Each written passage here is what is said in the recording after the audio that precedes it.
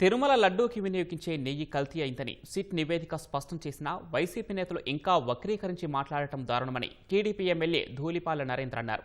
ప్రజలకు, హిందూ సమాజానికి క్షమాపణ చెప్పకుండా బరి తెగించి మాట్లాడటం మానుకోవాలని హితవు పలికారు. ఆవు పాలు కొనట్లేదంటూ సంగం డైరీపై చేస్తున్న ఆరోపణలకు ఆధారాలతో కౌంటర్ ఇచ్చారు.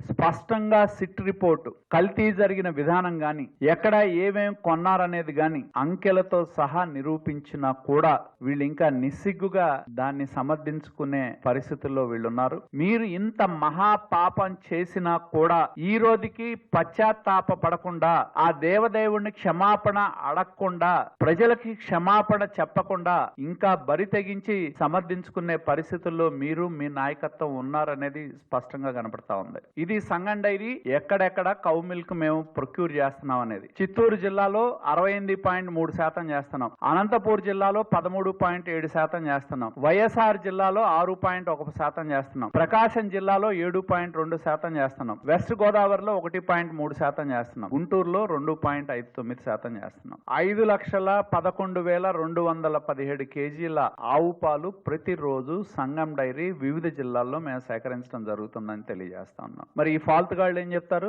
సంగం డైరీకి చుక్క కూడా ఆవు పాలు లేవు, గేదె పాలు ఉన్నాయని ఎలా ప్రొక్యూర్ చేస్తారు?